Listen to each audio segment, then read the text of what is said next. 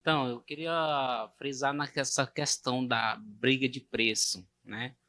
Ontem nós tivemos isso na prática e, rapaz, é uma sensação horrível. Você tá discutindo preço com o cliente, aí, sabe, me passaram o valor tanto, dá para você fazer e fica uma situação bem complicada, né? Você não quer, você pensa em não perder o cliente, pô, tá escapando uma venda aqui, né? Você fica meio preocupado com isso. Mas eu também me preocupo com a questão do que você citou aí, na questão de você vai depreciando o seu preço, pô, daqui a pouco você nem fecha. Porque a pessoa vai falar assim, pô, baixou demais, que valor tem esse produto dele, né? Então já tivemos isso ontem na prática e já tive isso antes, né? De eu chegar e ver um produto e dizer, não, pô, se eu der meu preço abaixo do que eu estou vendo aqui, o cara não vai nem me contratar. Então a gente tem que ter muito cuidado realmente nessa questão de estar baixando o preço, para poder fechar o trabalho ou vender o produto, né?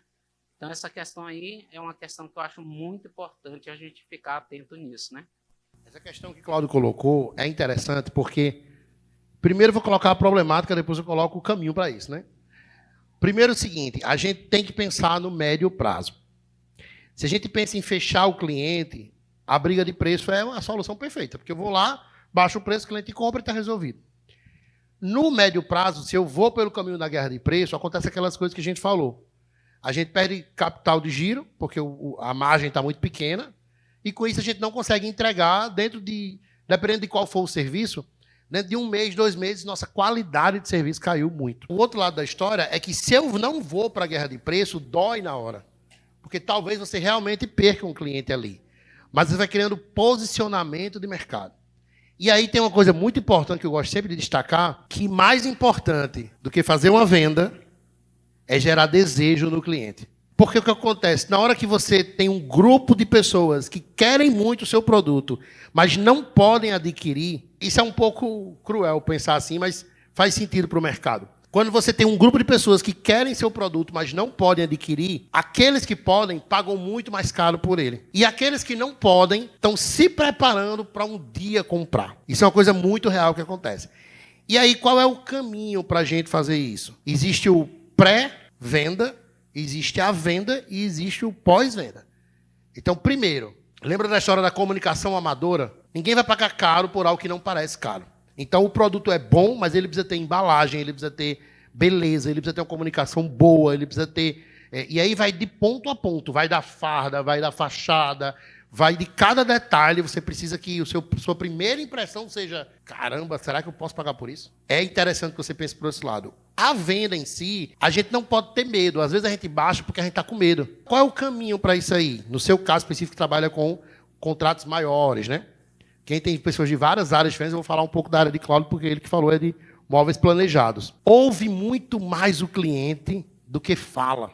Se você senta numa mesa de negociação, em uma mesa de negociação, quem ganha é quem ouve, não é quem fala. Então, ouve mais seu cliente, porque ele vai lhe dizer exatamente o que você precisa para fazer ele se convencer. Se você sentar com o cliente, e claro, no seu caso não é sentar, é andar pela casa dele e mostrar como a cozinha dele, que ele comprou pronta, não é interessante, como é melhor fazer essa bancada planejada. Se você fizer isso e ouvir o cliente, ele vai começar a dizer coisas para você que é o argumento que você precisa. Então, na hora da negociação, o argumento que você precisa é o cliente que vai dar. Não vem com o argumento pronto, vai trabalhando. E o terceiro ponto disso é o quê? É a pós-venda. A gente paga mais caro por coisas que resolvem nosso problema de verdade, tem cara de bom e coisas que constroem um relacionamento duradouro. Então, cara de bom é o pré-venda. Resolve a solução é a venda.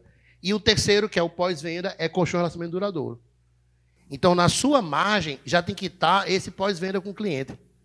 Algo que você possa construir, que faça ele estar sempre lembrando de você.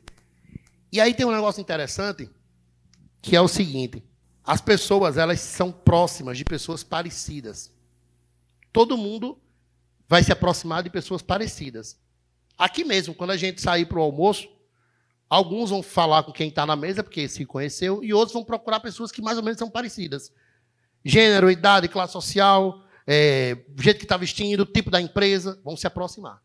Se você conquista um cliente de ticket alto, o próximo que ele vai indicar é ticket alto. Se você encontra um cliente de ticket baixo, o próximo é ticket baixo. E mesmo que ele diga, estou falando de classe social, estou falando de capacidade e vontade de pagar. Porque as pessoas têm menos e pode. Então, investe nesse processo de revenda, né, de pós-venda.